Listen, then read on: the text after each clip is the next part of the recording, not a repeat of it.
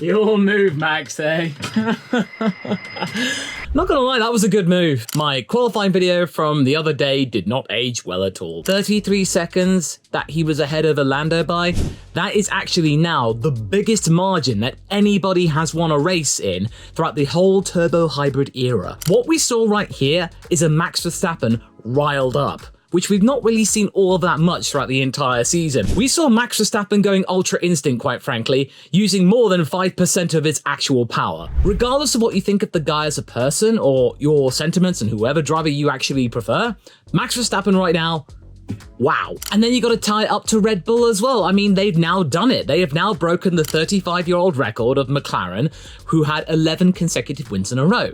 Red Bull now have 12, and I'm pretty sure that it might actually extend to more than that. Maybe Spa might be a little bit more in favor of McLaren, but we'll talk about more of that later. But either way, Red Bull, congratulations. Well done.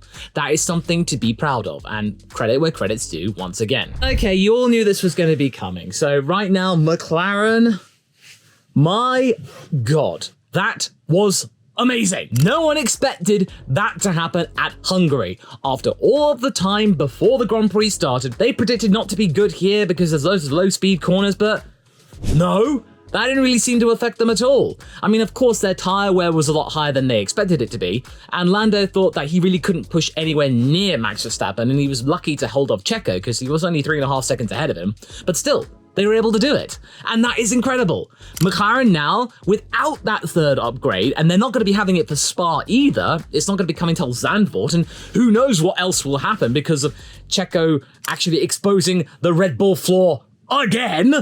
Wow, this is so good. And I really feel like McLaren now at this point are now actually in a viable position to go for third place in the constructors, because Aston Martin have fallen off a cliff. Ferrari are bungling themselves into fourth place in the constructors anyway. These boys right here could actually be third in the constructors.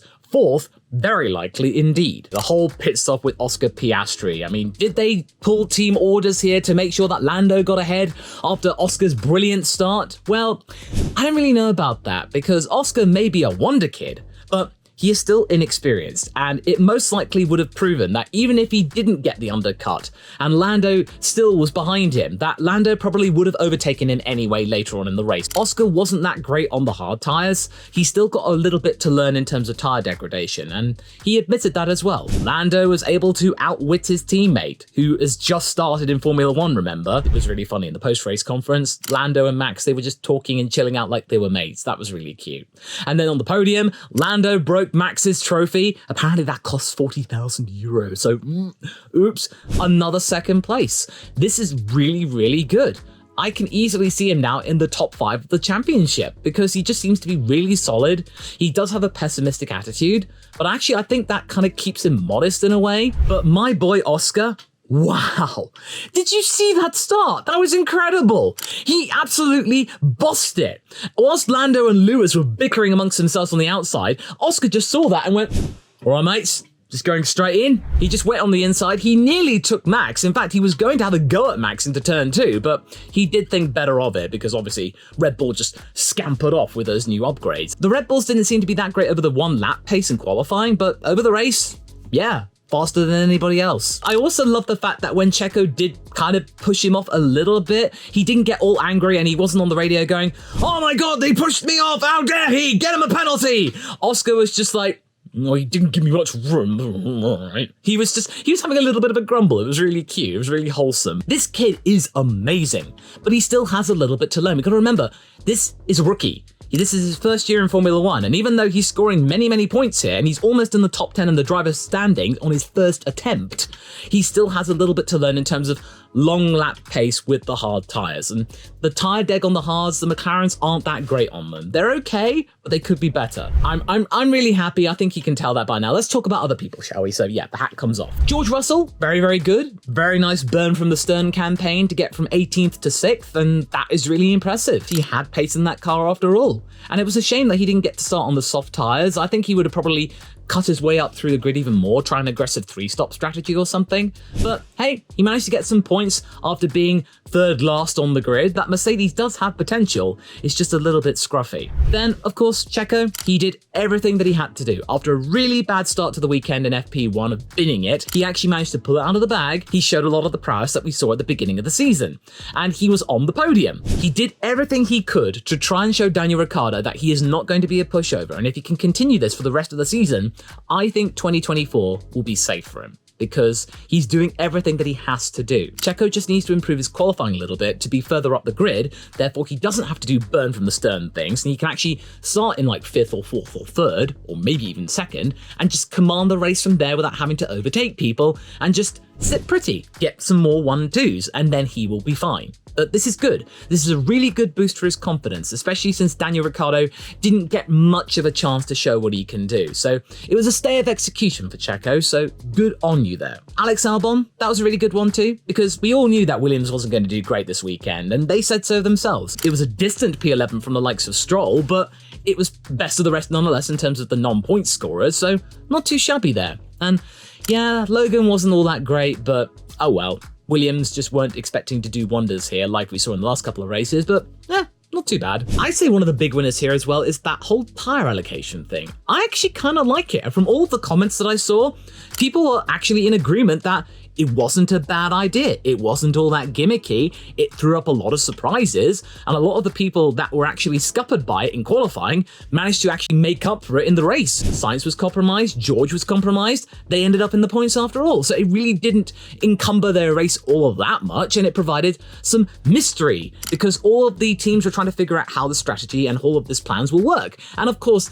it will become mitigated slightly. It will be less exciting as the teams get a handle on it, but I actually can't wait to see it being trialed again this season, because it will be, and I hope that it will actually be implemented for next year, because I actually kind of like it. I think this is one of the better adaptations of the qualifying format that we've seen in a good while. It doesn't seem all of that flashy, and it genuinely added some mystery to qualifying, which has actually made the qualifying sessions all the more exciting than some of the races, so not bad. Now let's get to the bits that were a little bit meh for me, and Ferrari. Ferrari, oh dearie me. And of course, Q2 wasn't all that great, Carlos fell out of it, but they managed to get a double points finish, which was okay, but it's clearly not where they're supposed to be, because according to the performance charts, they should be the 2nd fastest team on the grid, but they're not showing that. They're more like the 4th fastest team.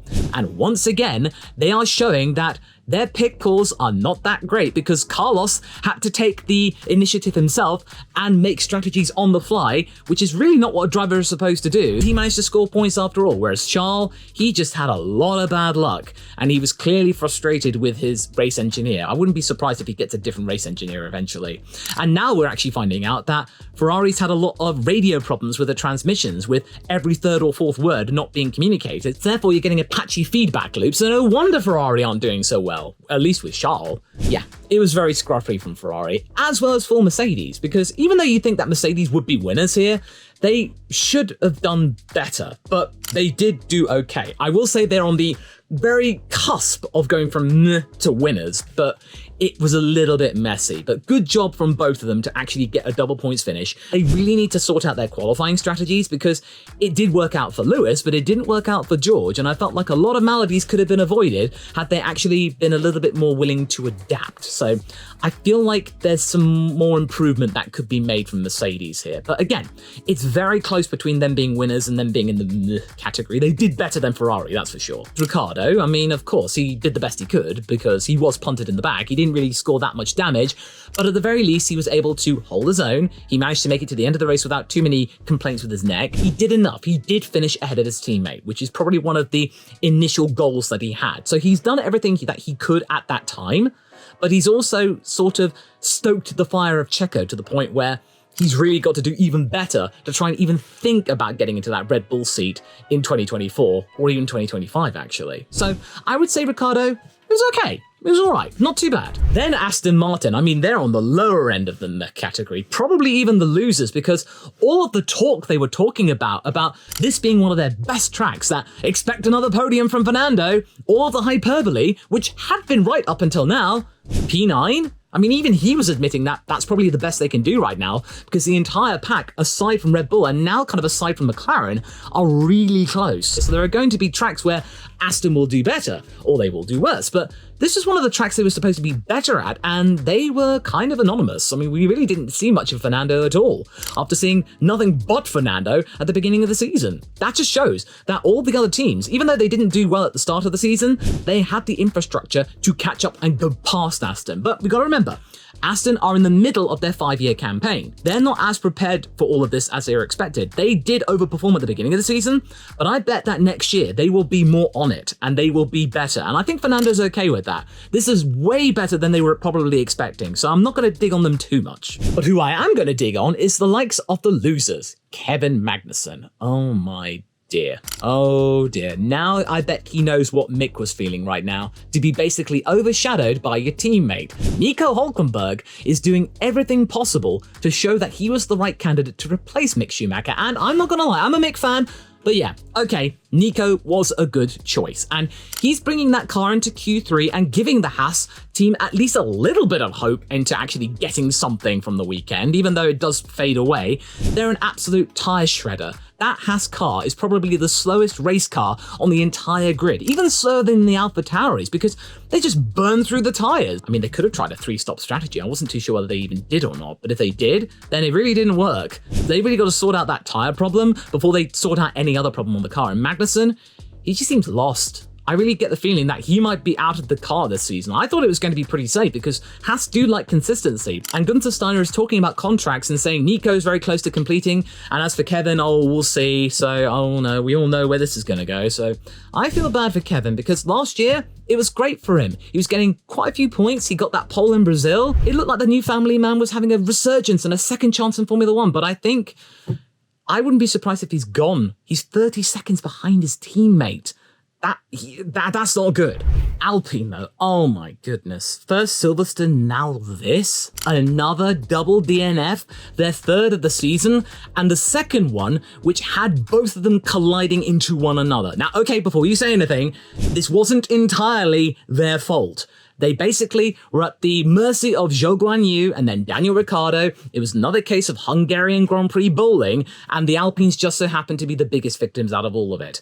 But then when you look at the replays, you do have to admit that Gasly was steaming in on the side, didn't see Ocon, and the optics just don't look good based on the history that those two drivers have with one another. Now, I'm not saying that this was entirely their fault. It wasn't deliberate or anything like that, but it's very, very freaky. This is the third time that there's been a double DNF, and the second time this season, they've both kind of indirectly taken each other out. I mean, sorry. And now you're seeing Oscar Piastri in 5th, yet again, being about to overtake both of your drivers in the standings. You could have had that, but you lost it. This is probably one of their darkest days, especially when you get Laurent Rossi being replaced by another guy, and yeah, it's just a bit of turmoil right now. I bet 2 races ago they didn't expect to be 40 points behind McLaren. Williams are closer to them than they are closer to McLaren. What? Who saw that coming? Alfa Romeo. Anyone for a spot of Joling? I think this race was actually a lot more exciting than people give it credit for. There was a lot to look at, and I'm not just saying that because, you know, I'm a Macca fan, but yeah, that car was so good in Sector 2, man. My goodness.